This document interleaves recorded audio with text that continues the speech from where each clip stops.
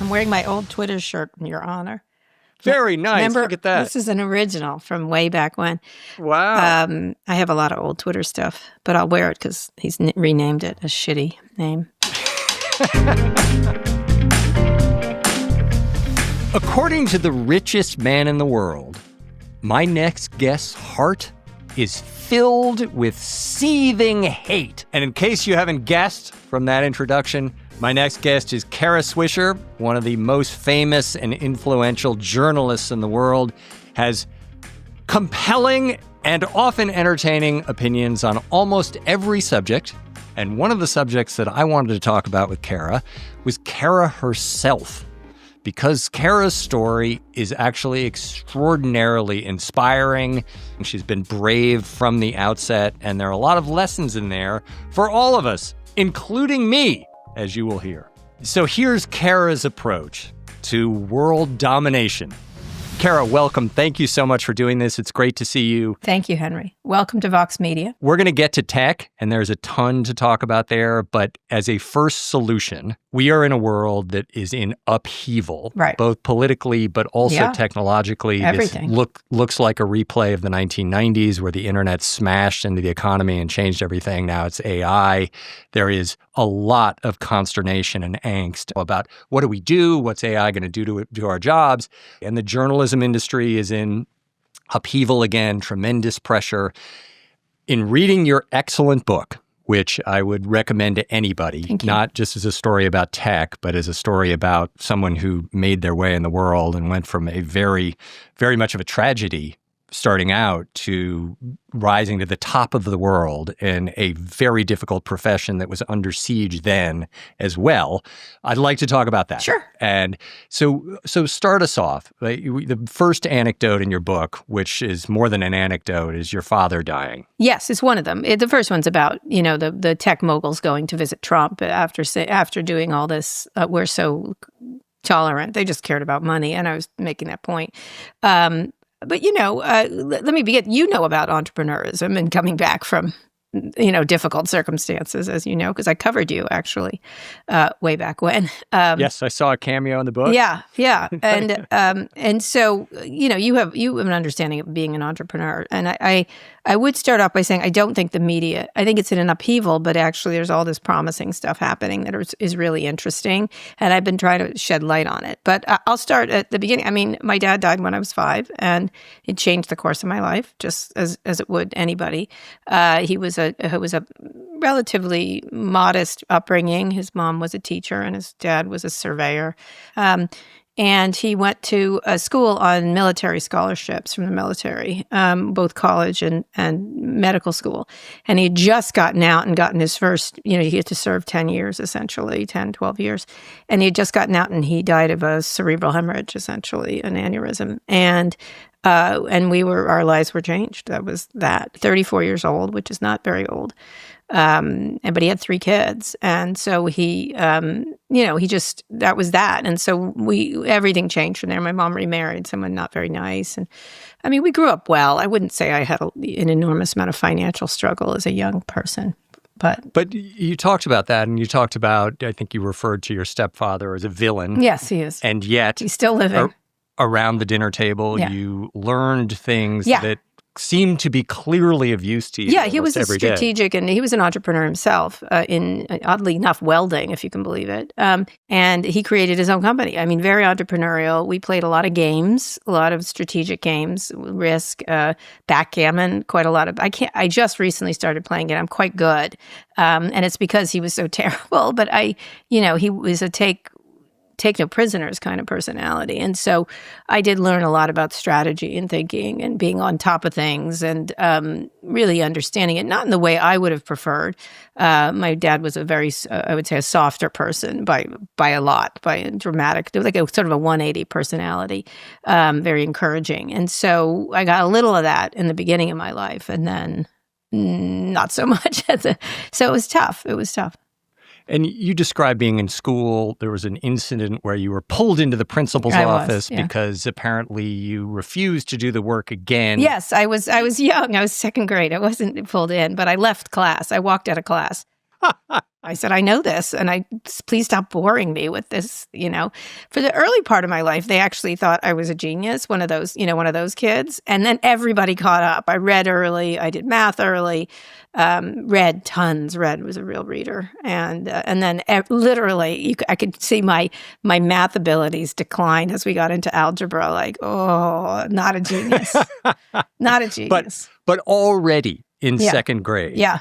You were the kind of person who would walk out of class because you were bored, which I just want to say, like, this is what I would describe on Wall Street, you describe it as a high beta. High beta, is that the word you use? Which is very risky, but also capable of extraordinary things as a result. That's because I really did have a terrible thing happen to me, and I was not fine, but I was fine. Like, I think when you have something like that happen to you and you survive it, you're sort of like, yeah, whatever. Like, I think it does inform, I think a lot of people who are entrepreneurial have that quality, or just like, you have so much life to live, do it. You don't have a lot of reticence of like, what if I don't? And I wasn't a consider the possibilities person. No. And so this is something I really want to explore, because I feel like this is actually key to so much of your success in the last 20 years is this, as you say, like, you decided at one point, I would far rather say what I believed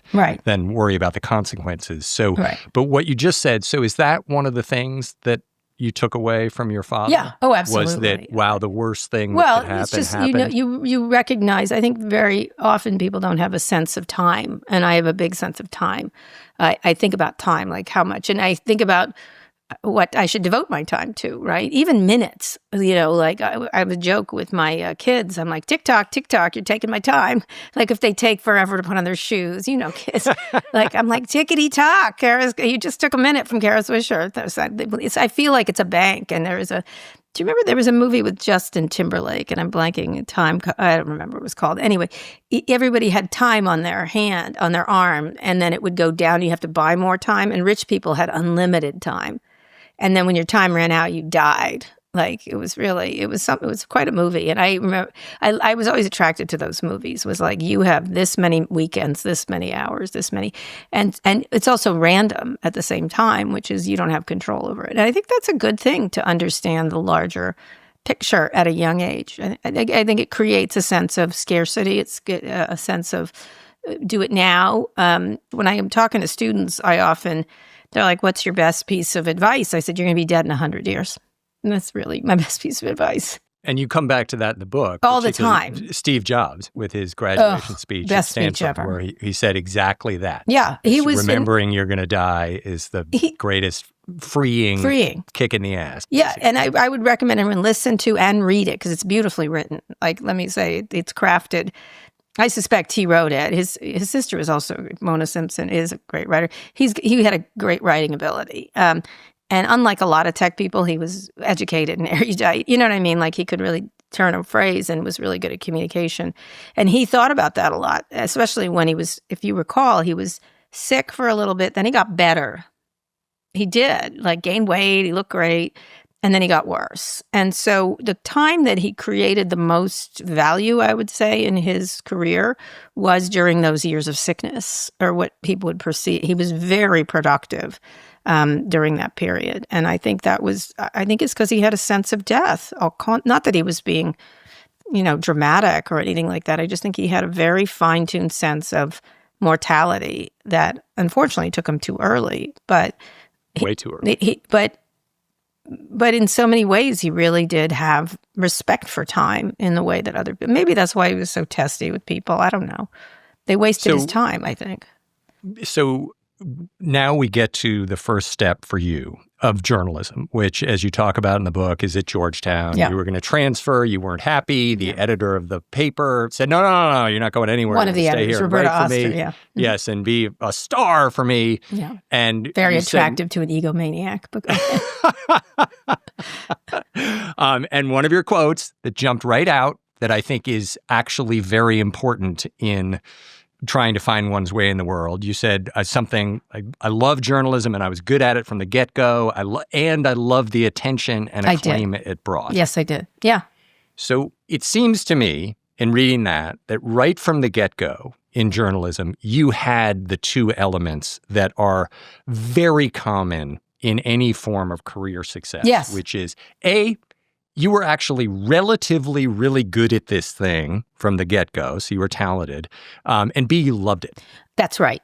I think, oddly enough, I had a discussion with my oldest son last night. He just finished NYU, and we were talking about careers, and he's thinking of teaching. And he's like, well, I won't make a lot of money. I'm like, well, I think you'll love it. Like, I think you'll be, one, good at it, because he's such a kind and, I think I have a sense he'll be good at it.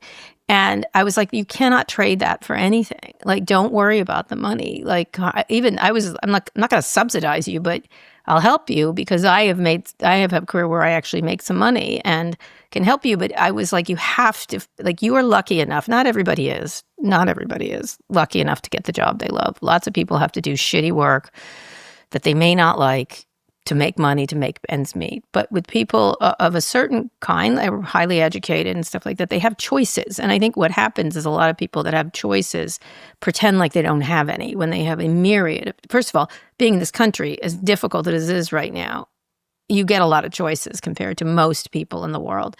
And so I really always thought that if I didn't love it, I would leave it. And that's something that Jobs said. If I find myself unhappy enough days in a row, that stuck with me. I was like, yes, Yep. That's right. The other thing is you have to know what you're good at. Like, I hate to say that, but you have to be deeply, even if I loved architecture. I loved it. I did it in high school. I loved the T-square. People don't remember, everything's CAD now, but I love my T-square. I loved drawing, and I was bad at it. I just knew. I went to Harvard School in the summer. There was a design thing that I took when I was in high school, and they had this thing at their very good architecture school, and everything I designed was ugly. Everything. And I knew it. And so I couldn't, as much as I wanted to pursue that career, I just was, you have to be aware of what you're good at and what you're bad at, and be dead honest with yourself about it. And that's another thing people aren't. They aren't they don't understand their skills very well. That's right. And we hear in our society a lot, follow your bliss, figure out what you love, and so forth. And one of the things your also incredibly outspoken and smart co-host says all the time, Scott Galloway, is no, you actually have to figure out what you're good at. And it sounds like you did that. Yeah, I think it's hard. I think it's hard for people. And, there's all kinds of things that hooks that hang on, whatever. Like my son, he's like, teaching, money. I was like, yeah, but there's a desperate need for male teachers. I just interviewed Richard Reeves. I mean, his son is also a teacher. I was like, don't butt yourself out of something that I suspect you're going to love. And if you don't love it, leave it, right? I think that's the difficult part in jobs is a lot of people, they stay way past their due date, right? And Scott does talk to, you've got to leave. If you have the choice, you must leave and do something else. Sometimes you're forced into it. Most times you're not. And people just sit there and gripe about people they work with. Oh, God, I hate that. I was like, just go. Just honestly, life is way too and then you get into the life is way too short kind of thing, which is a cliche, but it's actually true. And so there's this matching of what you love and your skills, which you seem to have done right away. And then you describe in your book one of the seminal moments of your career, which is you're working on the Georgetown paper in college. The Washington Post publishes a story that you also covered. I did. And you were outraged. So what happened? I took the bus down. I called them first, and I managed to get a guy named Larry Kramer, who you probably know. He started Market Watch. Yes. And I was like, what in the actual fuck? Hey. And, of course, I'm so naive. I was like, they send the worst person to that. That wasn't a big assignment. It wasn't like they sent Bob Woodward to cover that. And I loved the Washington Post. And the two disappointments were obviously the Janet Cook thing, which I read the entire report of what happened. She was the one who made up the kid with drug problems. But I loved the Washington, I loved it. And I read it every day. And I was just mad at them. I expected more from my newspaper that I loved. And so I went down there, and he invited me. Oh, you really going to say that to my face? I'm happy to do it. And so I went, and people don't expect that from a woman. I hate to say that at the time. Women are much more reticent, even then. It was a much more difficult thing to talk to men like this. And so most women are many women are solicitous, or try to make whatever. People will be mad at me for saying, but it's true. So I went down. I took the bus. I think it was a G2 from Georgetown to 15th Street, where the Post had this wonderful headquarters with the printing presses in the basement, which was wonderful. They're gone now, but I went down and I saw him, and he's like, "Oh, you think you could do better?" I said, "I know I could do better. What are you like? Hello, like what kind of question is that?"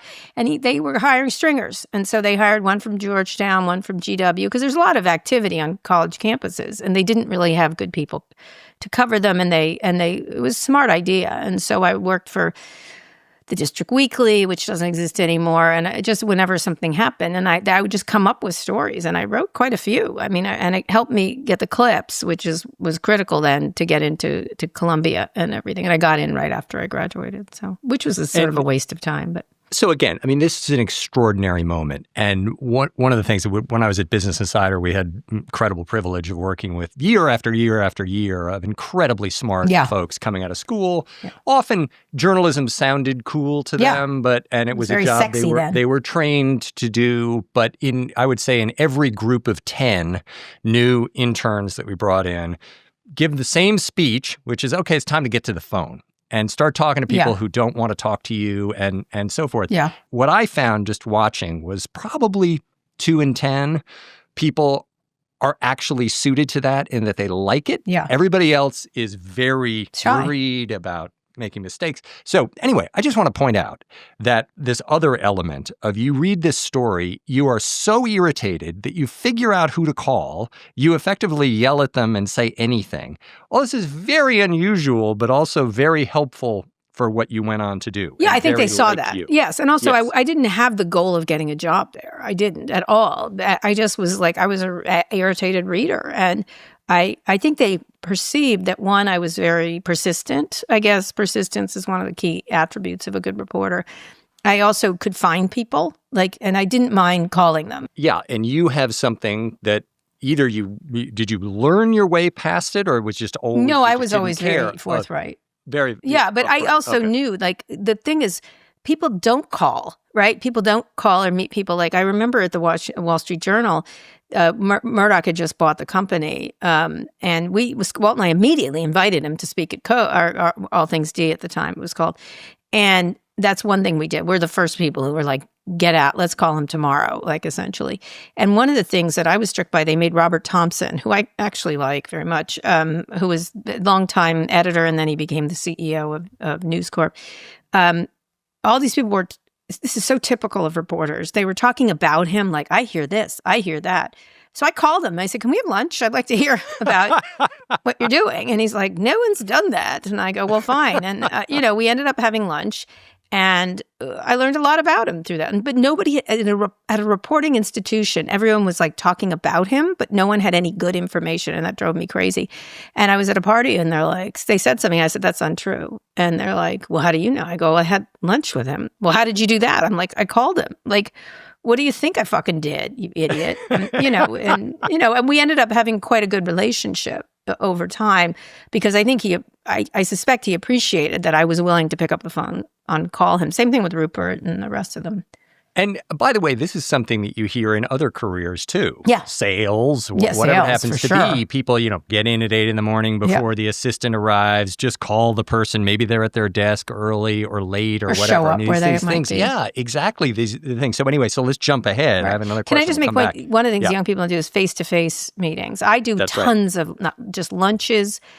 I find people. Remember, I had my little camera I used to go around. That was a device in order to meet people, right? I used to take little videos. So I think that's one thing. Go call them, go meet them, go find where they are. And I'm really good at that. I don't do it as much anymore, but I was really good at it. All right, so let's go back. So back to Georgetown. I was very surprised to read that journalism was your second choice. Yes, it was. As a career. Yeah. I would have been good at this. Military. I would have been I would have been fired right now among the Trump administration. That's what would happen. Although I wouldn't have been a DEI hire, whatever the fuck their excuses they're making to shit on women and people of color. I wanted to be in the military. My dad was in the military. Very attracted to it. I would have been an admiral at this point, I would suspect. Well, maybe not a flyer because I have terrible eyes, but I would have been good. Okay. Yeah. I or don't the CIA, or I don't know something. much about that career, but it strikes me that what seems to be a fundamental principle of your life, which is I say what I think, actually might be a big hindrance. Not so. In that Have career. you met Not so. high-level generals? And they're first of all, they're highly educated. Yes. Maybe not the new ones, but the ones I have met have been among the smartest people I've ever met. I have to say, people at the War College, they are such really blue flame thinkers, as Scott uses that, but they are blue flame thinkers. That's my my experience. Not questioning that at all. What I'm questioning is which again we see again and again in your career and makes you so good at what you're doing now. And I also, to jump ahead again, a few months ago you had a plan to buy the Washington Post, and maybe you still do. And anytime, so Jeff. I know. I just talked to my investment banker yesterday about good. So anyway, we talked about that, and you were kind enough to ask my advice, and my advice was don't do it. So waste your time. And by the way, the thing that makes you so good at what you're doing now, when you're running an organization like that, can for most people be a liability. I mean, I guess there are some people who can be Larry Ellison or what have you. I don't know. That one requires total balls to the wall. I don't know. It's a lot of people, and as much as lots of people love what you say, there are going to be people who don't like what you say. Correct. And often in a leader role, at least I found, and maybe you can you know this. I mean, I ran a much smaller organization than you did. For a while, I was both an op-ed columnist who loved to stir the pot. You do. And the CEO and editor-in-chief. And there came a very clear moment where I think I stepped in it for the third time. And I had a big group of people who I wanted to respect me were pissed at me for what I had said. And I got to the point where it's not compatible. You do not want the leader to be somebody you're pissed at. I wasn't going to be the CEO, FYI. No, that's true. I was not. That wouldn't be my job. I would be the whatever I would not do that. It would. I know. One of the things I didn't like, as you know, and I ran a much smaller organization than you did, was I didn't like the CEO part of the job at all. I hated the HR part. I didn't like the employee. I liked the employees, but I didn't like dealing. There's all kinds of stuff you have to deal with that has formalized systems, and I definitely didn't like. I didn't excel at it, and I was okay at it, but I didn't like it. And I remember thinking, I got to sell this company because I really don't want to run it. I have an idea in my head for a book called Staff Zero, which I like it. That I don't have an assistant. People are always surprised I don't have an assistant. People that work on my podcast don't work for me. They're managed by other people at Vox. And so I like it that way, but I get your point. I wouldn't have done that there. I think what that needed was a big shakeup. I also saw it, I hate to say it, as an opportunity to be the good guy. Like, they're being so villainous between Will Lewis and Jeff Bezos. It feels like a Bond movie in the making.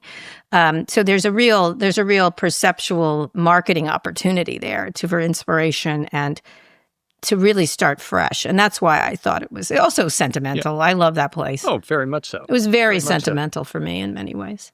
Yeah, and going back to your original story where you were outraged about how the Post had... I am outraged. Concocted this or done this bad story. You want to fix it. Same. Or I also see a huge opportunity. You didn't. I think you thought that, brands die. And I was like, not this one. They're only I think that was one of our... Well, yeah, what I said was they were very kind enough to call me early in the search. Yeah. And I didn't want to move to Washington, but also I just didn't know what to do. Like, they're in a very tough spot. They are. And so sure is. You said you had a plan. I did. Eager to hear it at some point. That's great. But we don't have to talk about that this time. So let's go back. So why didn't you go into the military? I was gay. Because it was don't ask, don't. It was, before that, it was you're not to be gay. You can't be gay. You have to be hidden. And I wasn't a hidden person. I just couldn't do it. And then Clinton came in with the stupid don't ask, don't tell, which is even worse in a way. Well, no, they're all bad. And so I knew people in the military who were hidden. It was excruciating to do. Like, young people today, it's like you really had to hide, even as a regular person. I was talking to someone. You did 2 different bedrooms for your parents. That's so fucking ridiculous. It's such a waste of time and money and everything else. And so you couldn't be the person you were in the military. You had to hide yourself. And I thought that would be problematic. I was already out, so it didn't matter. I wanted to go in the CIA to do analysis because I really enjoy strategic analysis. And, I was very into like, if this, then that kind of stuff. That's how another reason I'm a good reporter. I'm like, okay, what is happening here? Let me guess. And there are usually 3 things, right? You know that as an investment banker. There's scenarios. And so I thought I'd have been good at that, like strategic planning and stuff like that. But I was gay, so that was that. So that's an outrageous Of course it is. reason and so sad. But I will say, I think you're better placed in this. No, I would. There are a lot of love to analysts. have a There are very battleship. few people who could do what you do. Oh, No, I think I'm very patriotic in a weird way. People find it strange. I think my family, my father's side of the family had a lot of military. One of my great grandfathers was an admiral. Like I have a great, and I do think the left has often like given that up to the right. It's ridiculous. They're so performative about patriotism, but I really believe in the good military, not all of it. There's all kinds of problems in it. I believe in the goodness of this country and everything else. And I think we abrogate our position when we let them define it, because theirs is so ridiculous and sort of like put a flag on your fucking shirt and that makes you patriot. That doesn't make you anything. That makes you sort of insecure and pathetic if you have to do this performative stuff. The only thing I liked about Trump is he hugged the flag. I was like, fine, he's doing the performative. He's making it so explicit that it's ridiculous kind of stuff. So I really believe that it was an important job for this country. So, But you went into journalism, which is great for journalism. So you applied to Columbia J School and got in. And then in your book, you say you wish you had invested in Apple instead. yeah, don't you wish I had? I've been owning the Washington Post right now. I wish it was a waste of time. That journalism school is a waste of time. I'm sorry. It just is. I mean, there's some very good journalism school. I know a lot of like the people that do at the Newmark, they're very specialized, but I just felt like I should have either been working or it's a craft, not an art, I guess. Journalism is a craft. And so you should be doing it. And it was just a lot of money I should have put in Apple stock. I would have been really rich. All right, so here's another moment in your book where I suddenly said, okay, here we have another seminal moment, which is you're employed by the Post. You're on the Hoya at Georgetown. Yeah. You go to Columbia J School, the best and most prestigious journalism school in the country. You apply, and everywhere rejects you. Reject. Then you interview, it sounds like at the Post again, and you are told in a remarkable comment from the interviewer, you're too confident. Too confident, yeah. And what did you say? I'm really good. I think, I was like, well, I should be because I'm fantastic. Like, I don't know what to tell you. And I think I said something like, and this guy was great. I actually ended up being friends with him. I was like, someday I'm going to be so famous and you're going to be dead. Like, so like this is the rolling of, and by the way, I really did understand this guy was a functionary. So he had hit his ceiling. And so I was always very aware of who actually had the talent. And when I went to the Post and I was like a news aide, I did all kinds of scut work, delivered mail. Let me tell you, the most talented, this was a really big observation as a young person. The really talented people were by and large lovely. The untalented people were the assholes, like the ones that weren't going to, it really did track much more to lesser people like myself at the time. And so I definitely learned a lot by being in a scut position. I love a scut position. I told this to my son. I was like, get a scut job, like get coffee. It doesn't matter.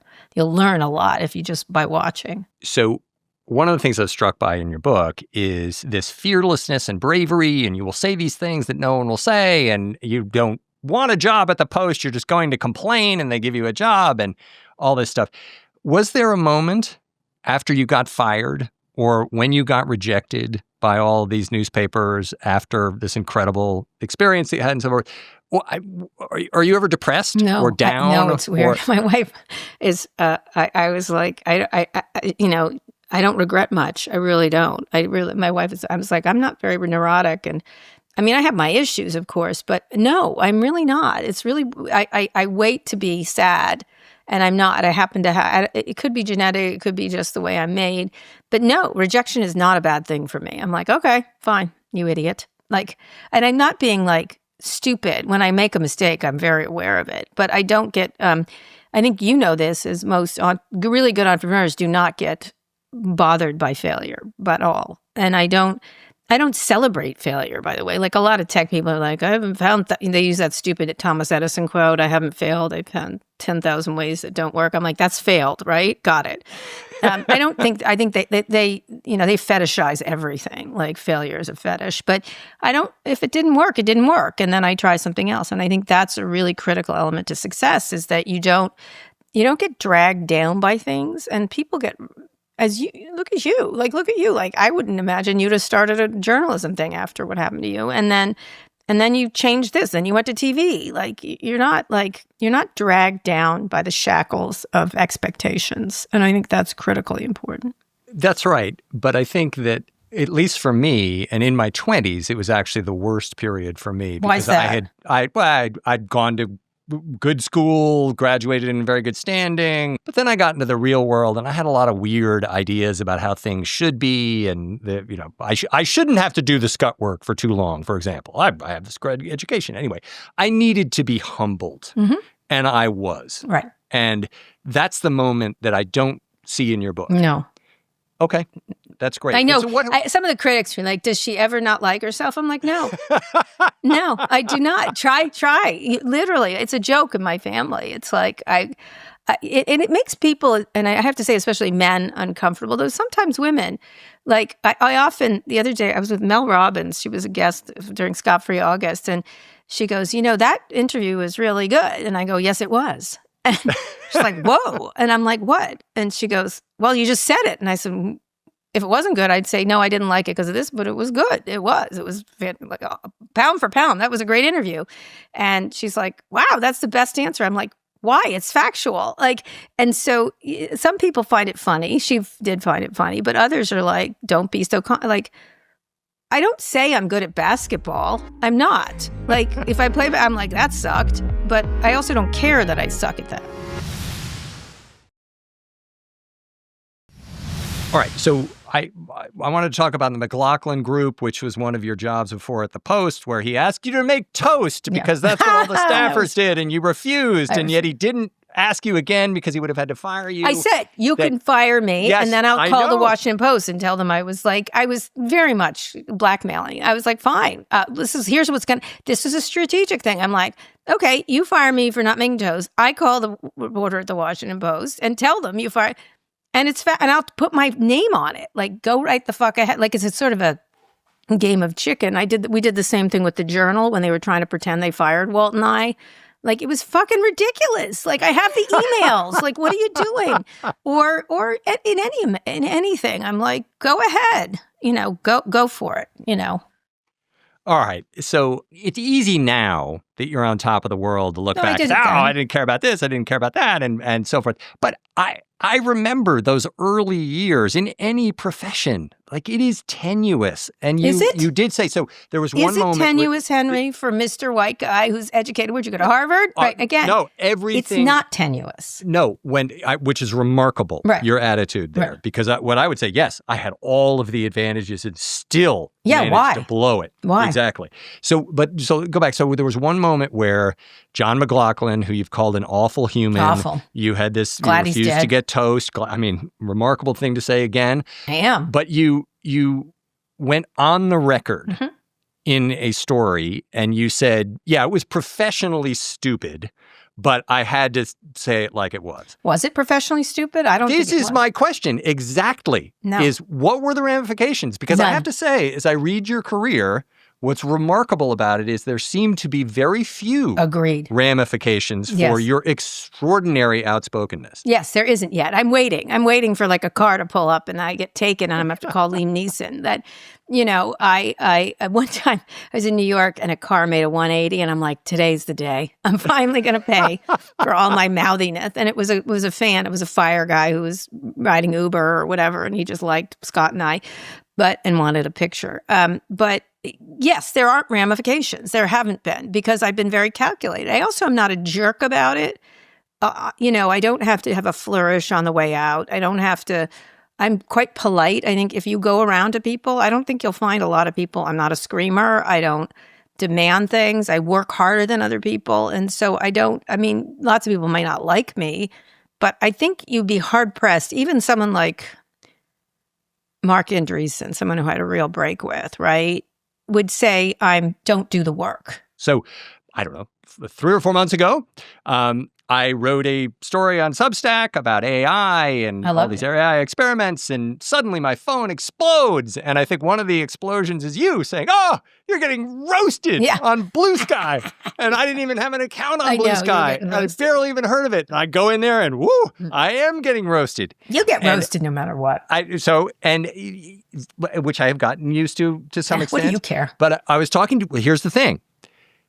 I said, Kara, you stir the pot all the time. People are yelling about you. And your quote, I'll quote it right back to you, is, "I don't give a fuck." Yeah, I don't. And I was talking to a friend of mine who's outside the industry yesterday. And I said, I'm interviewing Kara Swisher. He said, "Oh, Kara Swisher. I know Kara Swisher. Love Kara Swisher. She's busting on all those tech guys. Doesn't give a fuck about anything. It's great." I was like, kill me. That's great. Okay, so here's the thing. Yeah. I will confess that I have learned through trial and just doing things, you're going to be criticized again and again and again. If you ever want to say anything interesting, you ever want to do anything interesting. But I have never given 0 fucks.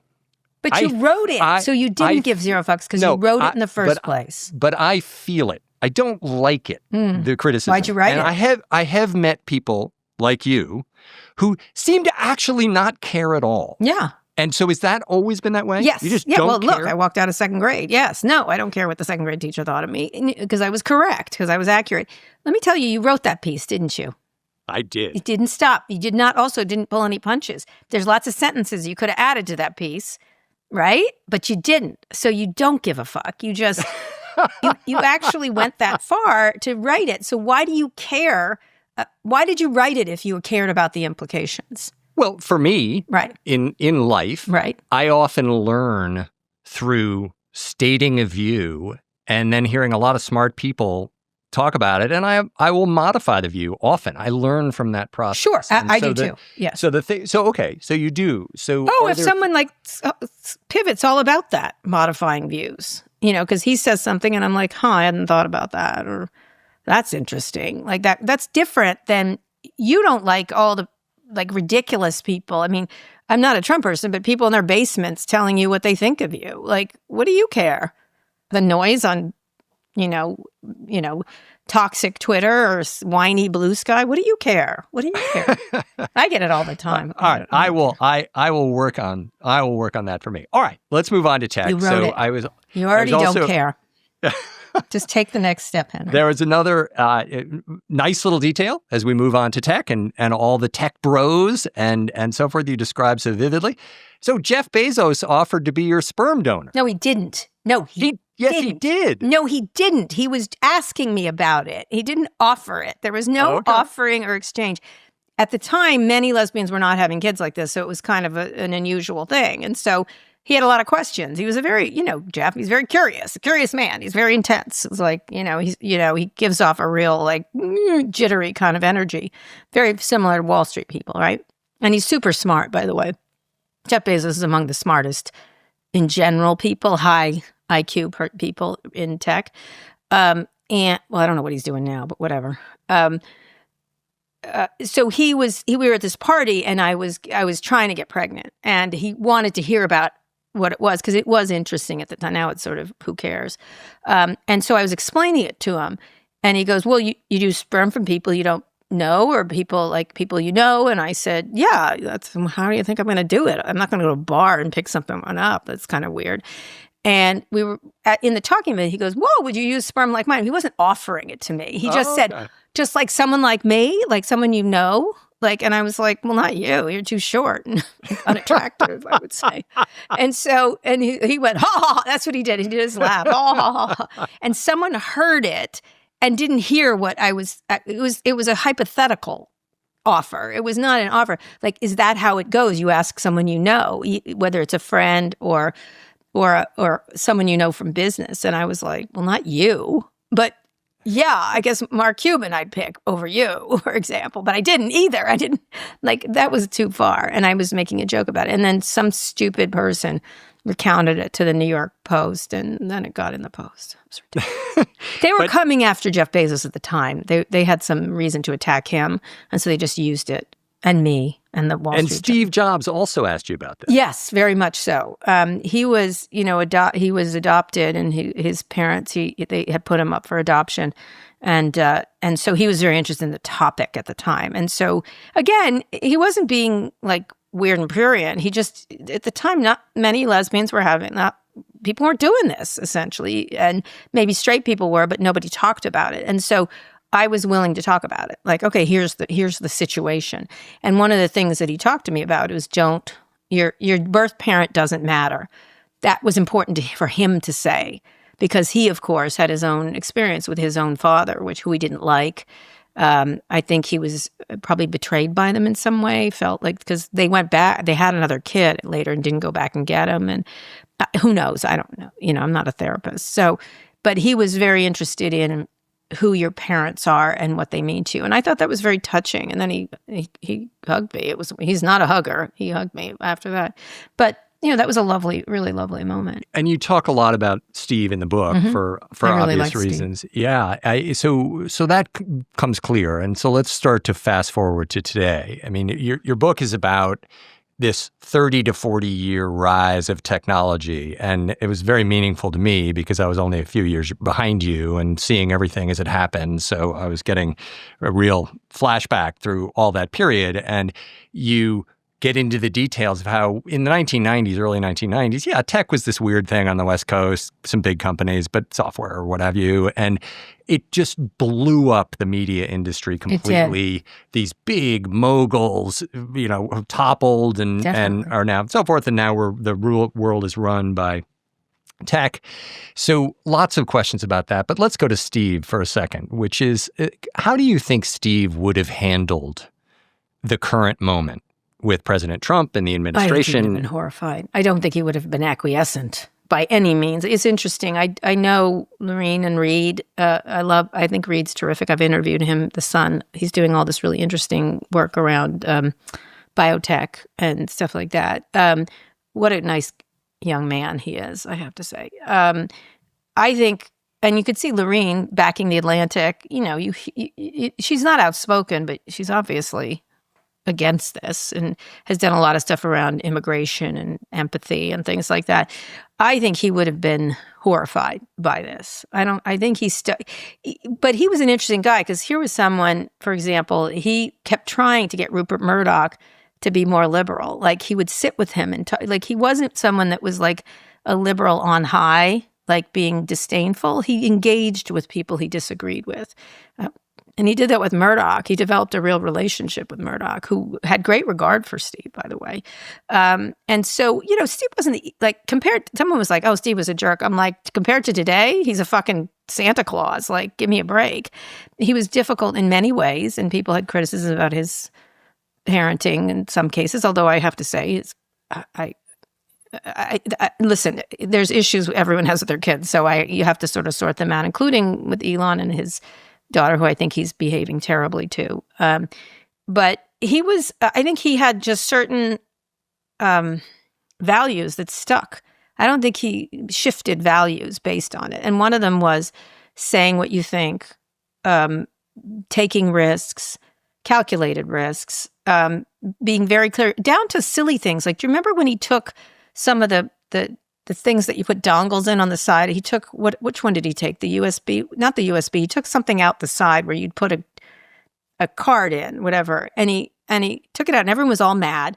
They're like, oh, how could you do? Remember that? It was like it was a 5 fucking alarm fire with all those stupid tech writers. How could he? Like, oh, come on. It's his. And it was like his fucking product. He's like, I didn't like it. And we were like, well, why'd you take it out? He goes, I didn't like it. And people are critical. He goes, I don't care. Like, fine. They don't have to use my product. I'm making the product I want to make. And so I really appreciated that about him. I think I absolutely think he would have been disgusted by he never liked Facebook. Trust me, he said it to me many times. He thought it was just grotesque, the way they used information for, the way they were so sneaky about their stealing of information. I think he didn't have much respect for Zuckerberg, I suspect. I think he would have been horrified by Elon at the new Elon. But when I hear about the attack on Apple, for example, it's a world-class organization that has built this extraordinary global supply chain, and the Trump administration has taken a direct shot at squeezing that, it, basically saying like, yeah, hey, put it on a ship, bring it back to Texas, which is impossible. Yes. And so this is a crown jewel of the company that Tim Cook, the new CEO, has built.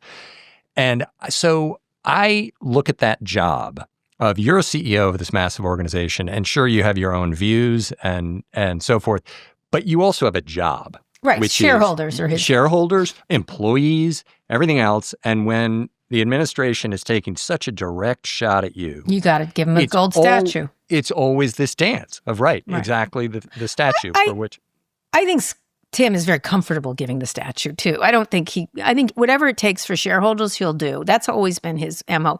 I think he's quite liberal, I suspect. Probably not that liberal because he's an older gay man. So you're going to have a bit of conservatism if you know older gay men. They are.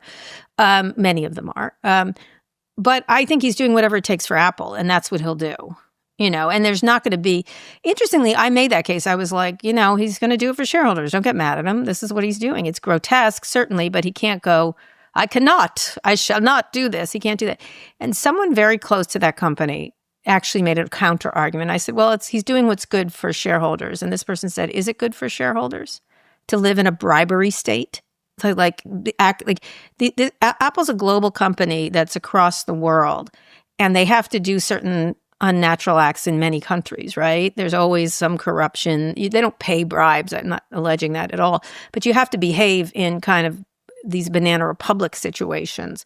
So now this person's arguing it's bad for shareholders in this country to have to be in a banana republic and pay the vig.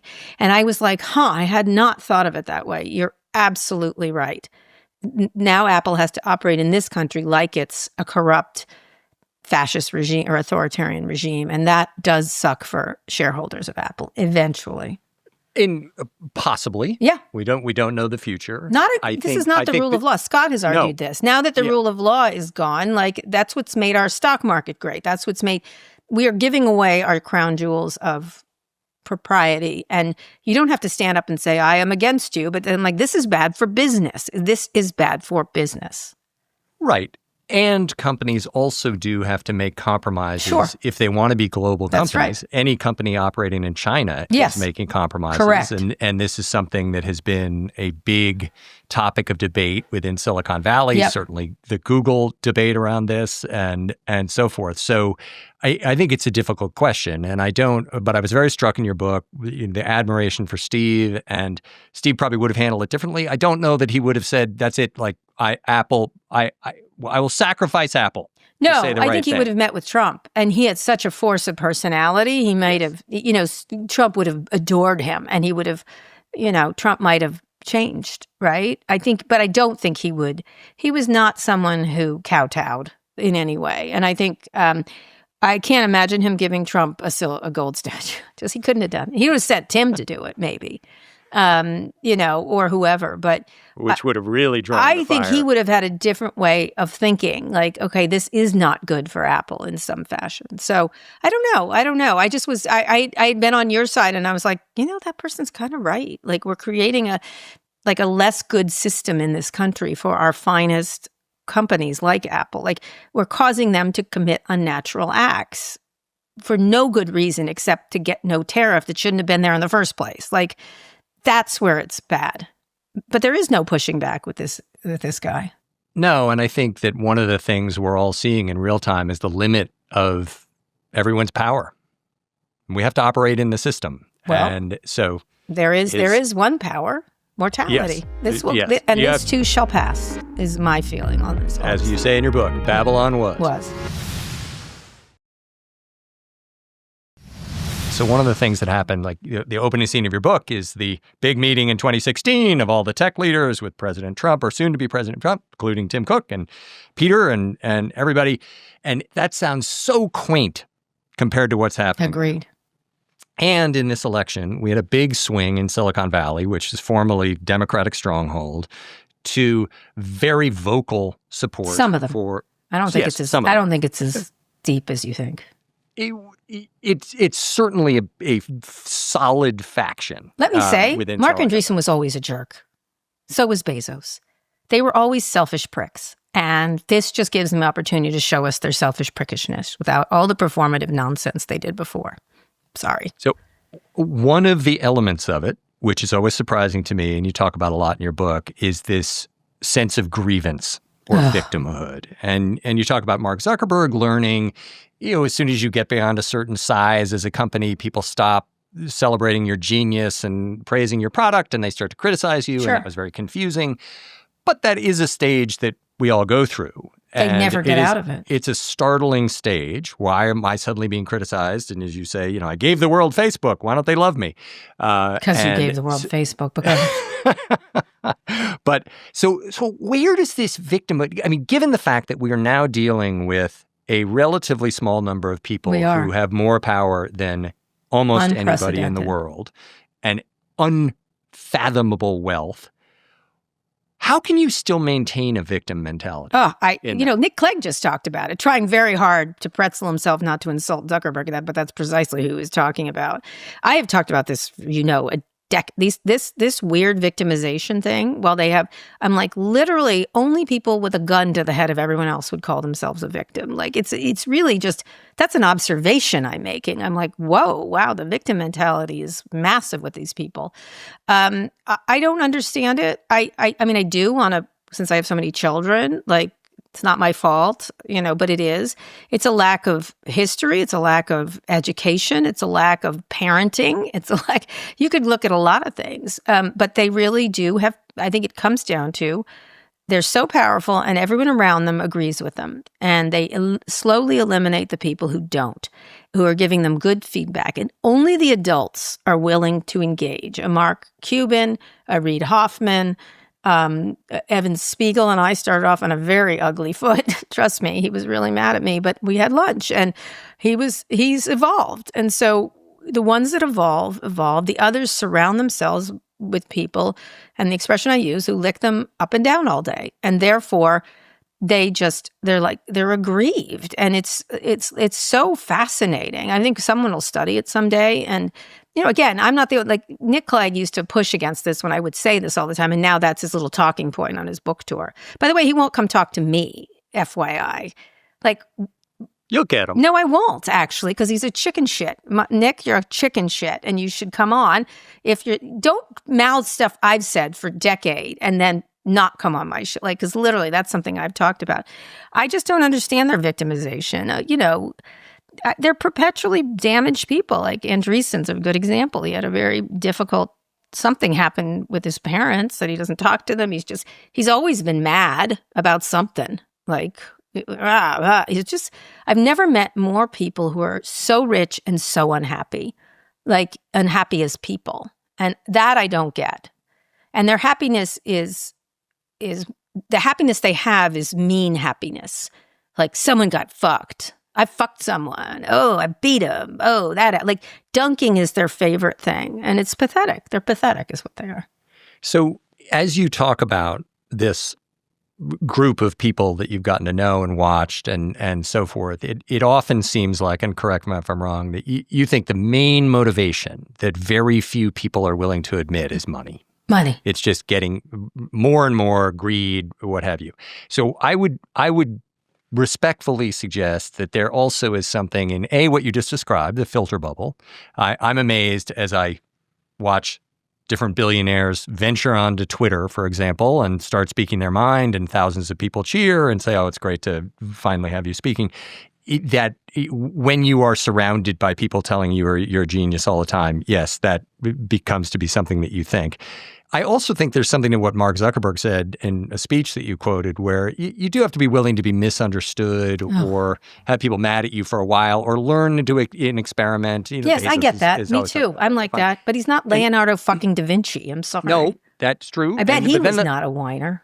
Then the last thing I would say, which I think is actually a driver for a lot of this, and you specifically focused on a moment with Travis Kalanick, the former CEO of Uber, where tech is a winner-take-all business. Media is not. No. There can be many, many media companies and voices that do well and so forth. Tech, it pretty much Yeah. usually evolves to Good the point. winner, a couple of others who are hanging on, and everybody else is toast. And so if you're going to compete, you got to compete to win. And it is everything is on the table. It is certainly the wealth that you have, the paper wealth, all of your employees' jobs, all of your investors. Yes, but what is everything winning? else. Like, is that the right way to win? Is there a stone soup way of winning that everybody wins? Like, they can't even conceive of different ways of winning. And that shows me a lack of creativity, a lack of imagination, a lack of any kind of wisdom. And so they can't imagine it being better for everybody versus just themselves. And that's why ultimately it's not a winner take. It doesn't have to be a winner take all. It can be the way you conduct yourself can be different, where it takes into account many more things.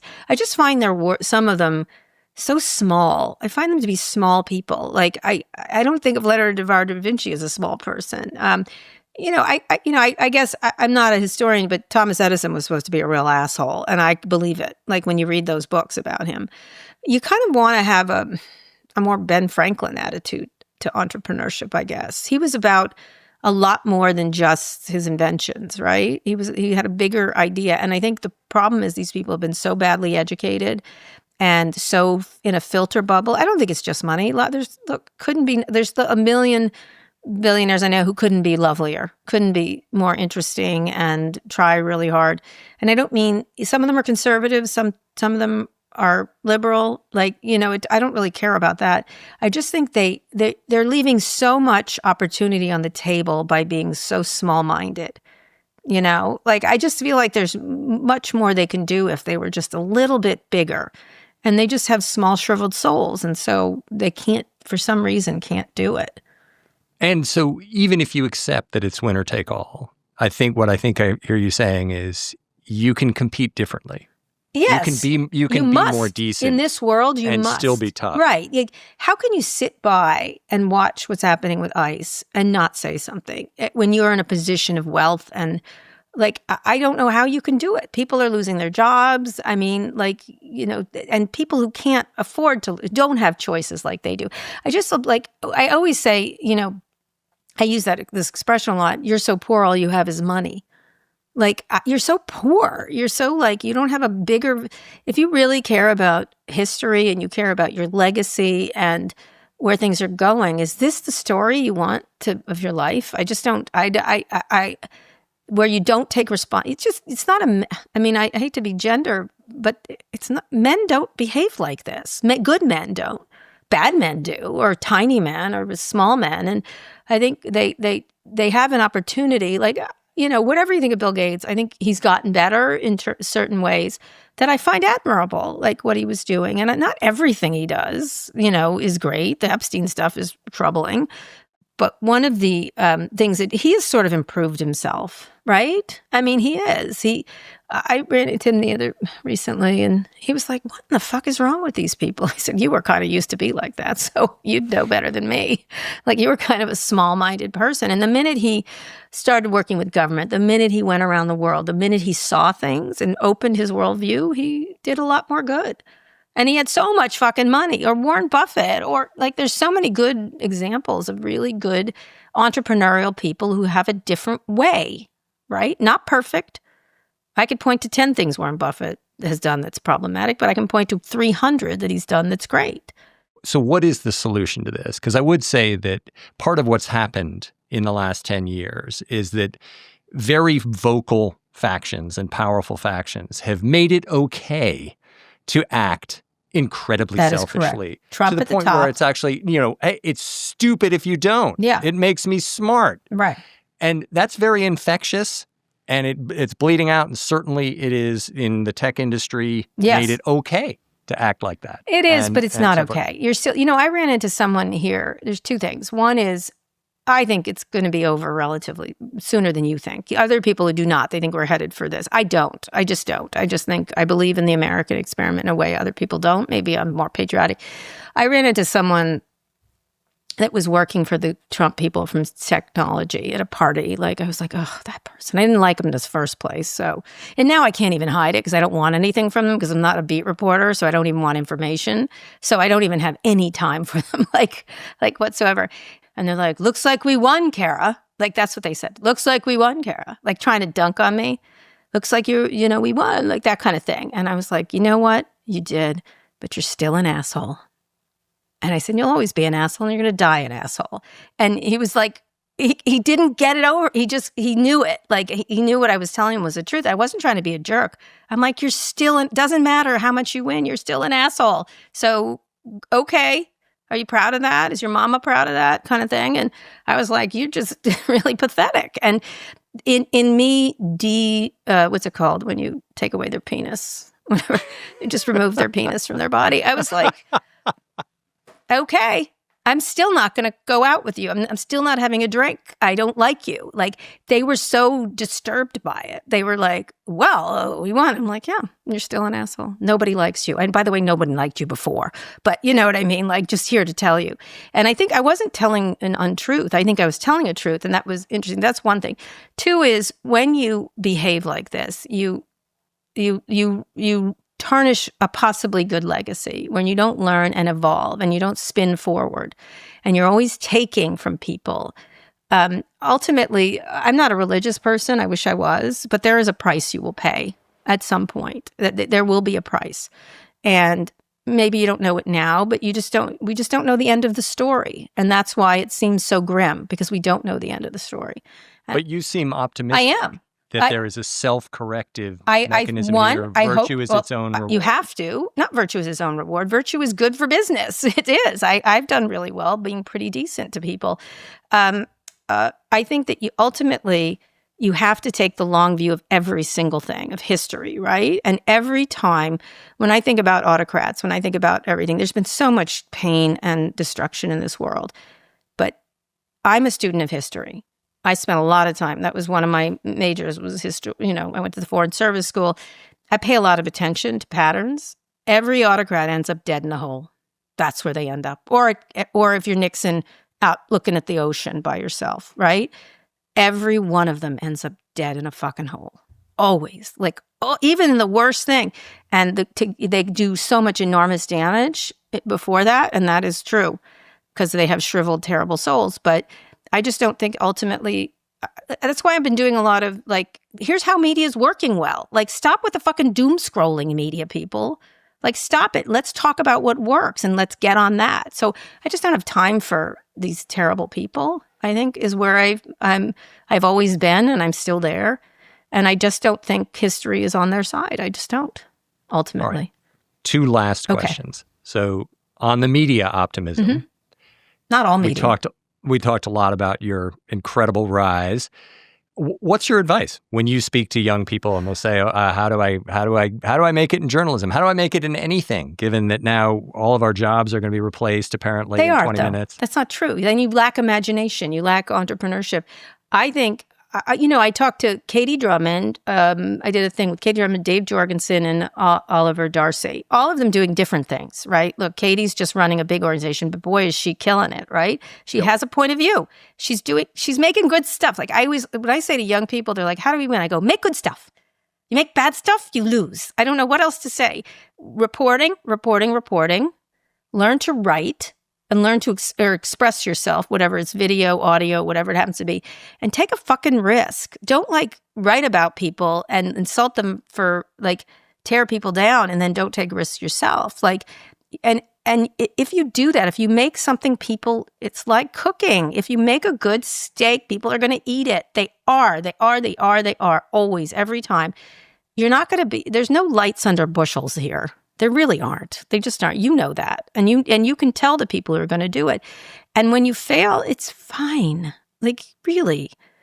Pick your fucking head up and look at these poor, I have a guy who's just did some nice landscaping in my house, and he can't come by because his whole staff is hidden in their homes. Like, pick your fucking head up and stop complaining. Like, when those people can't get to work and they live hand to mouth. Like, I just can't, I don't want to hear it from educated media. I just don't. I don't have the time or the inclination.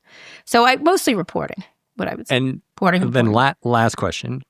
Lots of people today are looking back and saying, oh, it's the AI bubble. It's just like .coms too. And this consensus has emerged that is, I think, an echo of what we all learned with the .coms, which is, here's what's happening. It's this crazy bubble. All this money is going to be burned. It's all going to crash. And then a few winners are going to grow into this great golden age.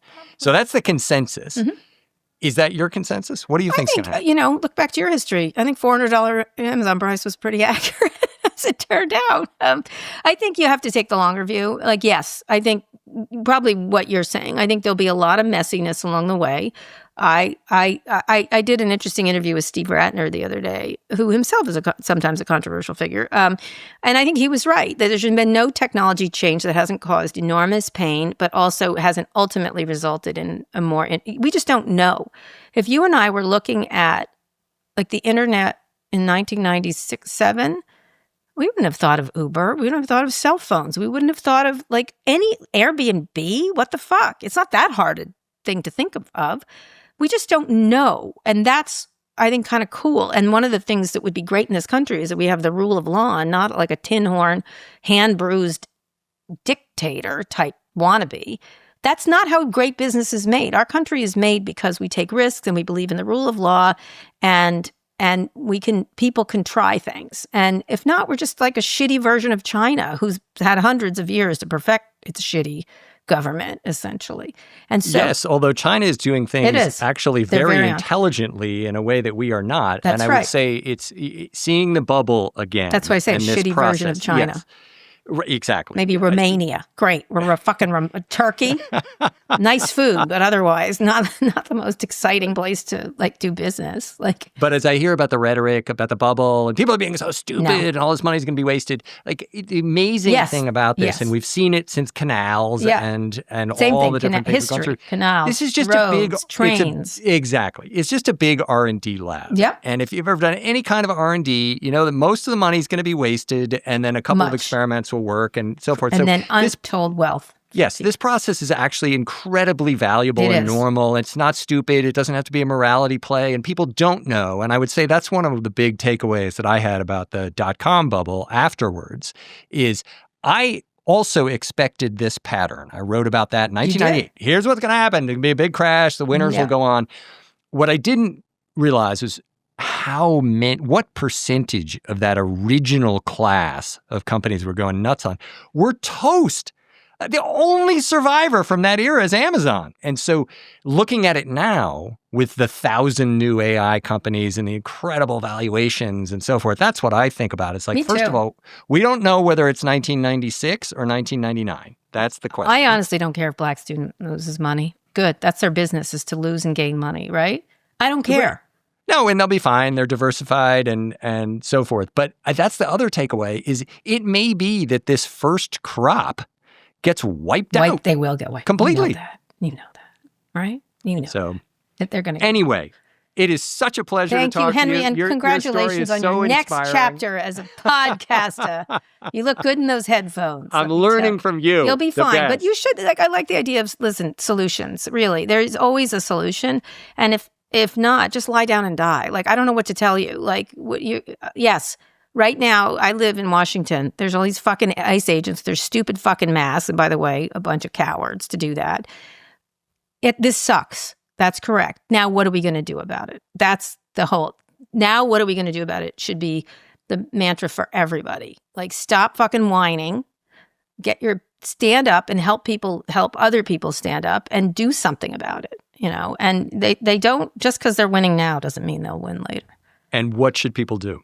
Just whatever. I hear the funniest things. I don't care. And people, of course, the other day I heard a bunch of white ladies is putting a Mexican flag on their cars in California, and then ICE stops them, and then it wastes their time. And I was like, well, put your Karen-ness to good use. And then they yapper to them. So they 4 hours of yapping with a irritating white lady takes away from grabbing someone. Stop insulting that. It's good. It's good. I love it. I'm going to put a Mexican flag on my car because I'm a really irritating white lady. So, I don't know. Whatever. Figure something out. You're American. You can figure it out. Anyway, I got to go. Thank you, Kara. Solutions is produced by Megan Cunane. Jim Mackle is our video editor. Our theme music is by Trackademics. Nishat Kurwa is Vox Media's executive producer of podcasts. Thanks for listening to Solutions from the Vox Media Podcast Network. I'm your host, Henry Blodgett. We'll see you soon.